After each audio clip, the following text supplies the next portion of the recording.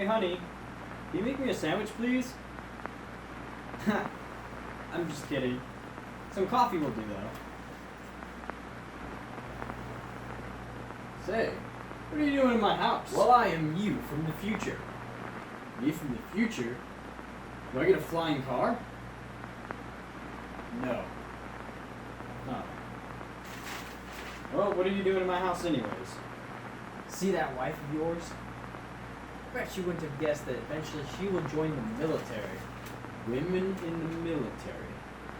That's right. Women will become part of the military. I have a hard time believing that. It was a way to free up men so they could do combat missions. Women will basically fly planes and parts from location to location to help support the mission. What I have here, my position is a tape, and it will show you the future.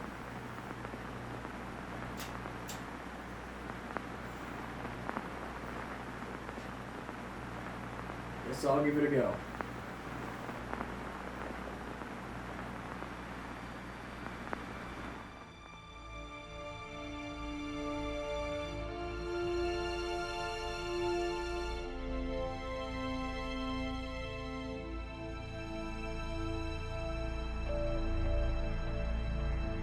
I believe that I interpret the will of the Congress and of the people when I assert that we will not only defend ourselves to the uttermost, but will make it very certain that this form of treachery shall never again endanger us.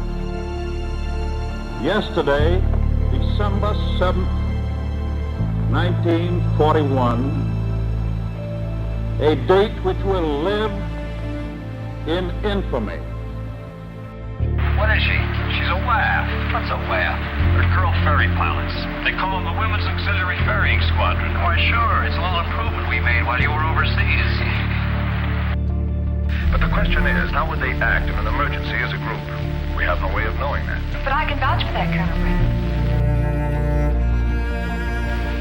Well, there are still certain brass hats who aren't convinced that women should accept equal responsibility with men in the air forces. Each girl had to have 35 hours in the air beforehand, enough to know men's airplane talk when they hear it. But flying here is different, Kay. The instrument board of that link trainer has instruments and radio devices and controls. You see here, they're not naturally familiar with mechanical principles nor machines. In many cases, they have released men for active duty in the armed forces. Just because I'm a girl, why can't I learn to fly? So I just kept flying. And eventually the WASP program came into being, and I heard about it, but I wasn't old enough. You had to be 21 to apply. We were the guinea pig class. We were the experiment to see if women could really fly military planes. They didn't know whether girls were going to make it or not, so we had choices in the first class. You could either go to the ferry command and ferry planes, you could tow targets, or you could teach cadets.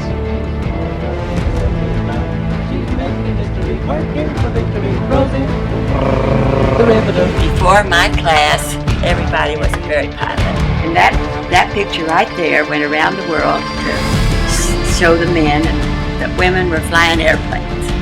We had the men's coveralls to wear, and they were all big.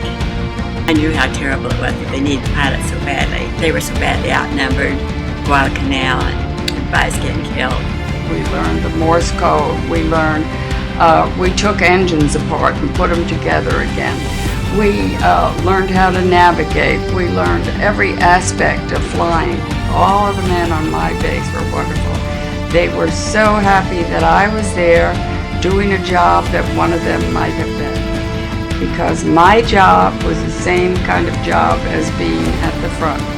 I was towing targets to live ammunition, and they were shooting at me every day, so nobody really wanted that job. By WASP pilots, and I really tip my hat to those ladies, because that wasn't a very safe job, because it got a little wild with those machine guns. On the return trip, there were 5 B-25s with 10 women and 5 instructors. And on the way back, we had to stop and spend the night because the weather was so bad we couldn't get through. And 2 girls came and crashed as they came into land, and the plane burned right in front of us. And they parked there, and I parked there beside them at a respectful distance. And who got out of these but 4 very nice-looking young ladies? Surprised me greatly. It was a thrill to me to see the airplanes to begin with. See who flew them in there was impressive. In 1947, the Army Air Corps was officially turned into its own separate branch, the U.S. Air Force. At the time, many of the women continued to serve under the Women's Army Corps. Women wouldn't get their own Air Force until 1948. We were absolutely devastated when we were closed down. The war was still very, very heavy. We were furious that American Airlines said they'd be happy to have us as stewardesses, made us mad as hell.